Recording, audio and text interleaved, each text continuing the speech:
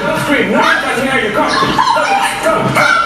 Hey. How long do we have to say it before it stops? See, if I say no, it means no. Forget about the signs or the signals you perceive that I give. My no means no. Let me leave.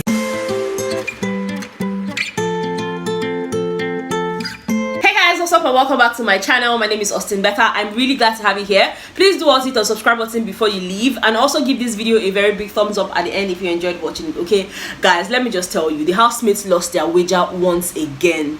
I mean, since they got into Biggie's house, the only time they won their wager was during Ozo's regime, and that was last week. Right now they're back to losing their wager, and it's really crazy. I mean, this week's task was actually split into two parts. Yeah, we had the part where they had to do a quiz on fun facts about Nigeria. We also had a presentation on gender-based violence and rape. Now, part of Biggie's instruction was that they had to split themselves into two groups, Team Black and Team White. And then he also went on to mention that the winning team would get 50 Naira for each of the team members, and they can only shop for their personal and preferred items on Sunday. While the losing team, on the other hand, will have all their Naira withdrawn and their BB wallet reset to 0. Guys, that's crazy. That's you going broke even after working so hard. Alright, so of course the housemates were really eager to get this thing done with, and then Biggie gave them 1 minute to go ahead and split themselves into the two teams. Each group must have a team leader, you know, and he told them that there has to be equal amount of guys and girls in both teams. And since we have 16 housemates left in the house, 8 male housemates and 8 female housemates, it just means that each team must have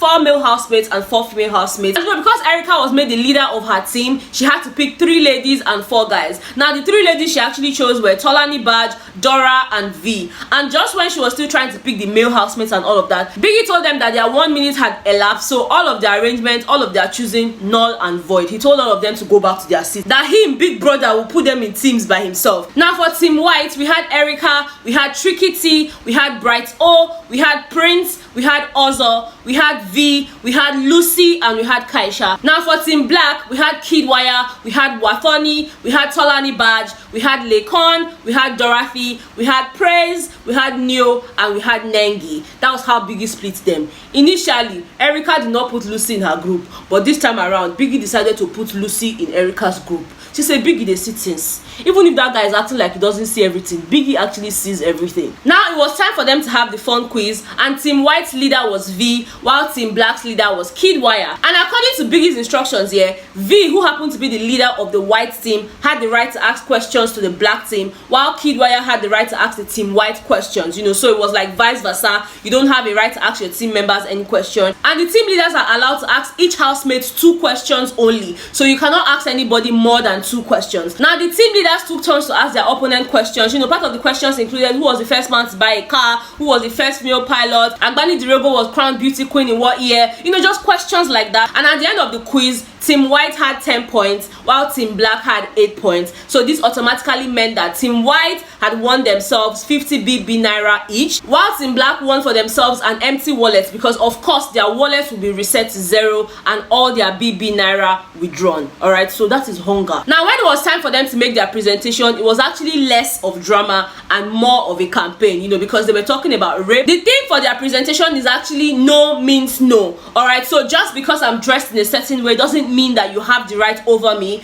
Just because I said yes initially doesn't mean I cannot change my mind. You need to wait for a yes before you do anything. That was basically the message they were trying to pass across. So the whole story revolved around 2 families. Now one of the families had a son while the other family had a daughter. The girl's family is that type where they always tell you, oh, you cannot dress like this, you cannot be like this, you cannot be like that, while the guy's family is that one where his mother is the breadwinner and his jobless father is a chronic cheat. So obviously their upbringings had a way of playing into their heads and kind of affected the way they behaved. Now this guy meets this girl somewhere, you know, they become friends, he takes her on dates, he buys her expensive gifts and all of that stuff, and then he took her to a bar. That was even where they had the breaking point. He took her to a bar, got her drunk. He wasn't drinking himself, but he kept on giving the girl drinks and all of that stuff, and then he took her over to his house, and she's like, no, I'm not ready for this, I don't want us to have sex. Now the guy gets upset, like, what do you mean you don't want to have sex? After everything I bought for you, after all the trips we've been to, after all the expensive food, in fact the seafood you just ate, do you know how much it costs? Now when me, I don't see food where I want to chop you, you know I'm hungry.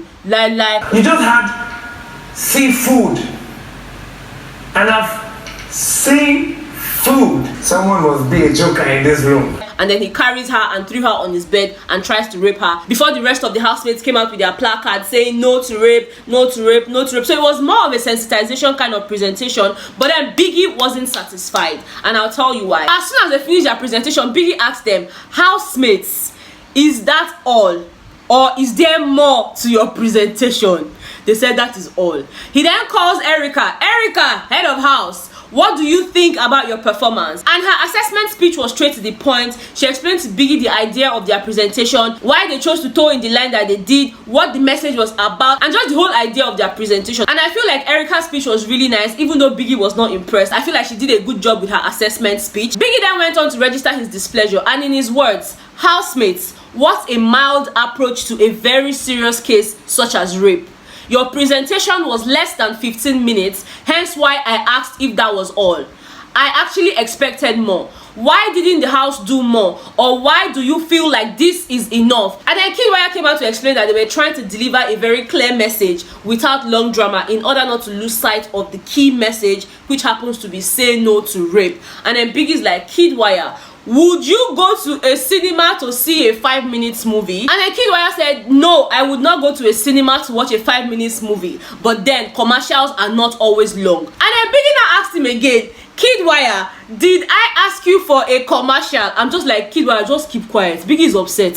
He be like saying, girlfriend, leave him. Just leave Biggie this night because your answer the vex am the more. Keep quiet, let Biggie just say what he wants to say. But trust me, the next few words Biggie said was not pleasant at all. That's when I knew that, okay, tonight is not our night. That's why myself I'm serious this night, because it was a very serious night. Biggie said, and I quote, housemates, you find yourself in a very dicey situation.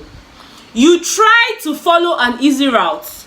Now this is the one time short and easy have failed you. You have lost your wager for this week. Right now, you have just 700 Bbnaija left in your wallet. And of course, Kidwaya, you are indebted to Biggie right now. I'm like, hey? Now, wow. Be like, say, Kidwaya, they owe Biggie money right now, because I don't understand what Biggie means by you are indebted to Biggie right now. And as soon as he said that, he told them, we are done here. So yes, we said we are done here. That's all the gist I brought for you people. Okay, it's a serious night. It is say no to rape, and I truly identify with the theme of their presentation. No means no. Just because I'm not wearing pants does not mean I'm saying yes. Just because my cleavage is up to this place does not mean that you have to tear my clothes and rape me. Okay, guys, I need to say this here. Not only females get raped, even guys get raped. Okay, so it's not a gender thing. Rape is traumatizing, so you need to stop the act. If you're a rapist and you're watching me, stop it. Stop it, or your penis will bend. Or you as a female that is raping guys, that your hand that you're using to touch their manhood is going to have leprosy. You that you know somebody that is raping somebody and you keep quiet, that your mouth will bend. Your mouth will bend. Everybody that has a hand in rape, everybody that kind of covers up for a rapist, all of you join together, all of you now, your head will blow. It will blow. That's all I have to say in this video. Thank you very much, and I will see you on the next one. Bye.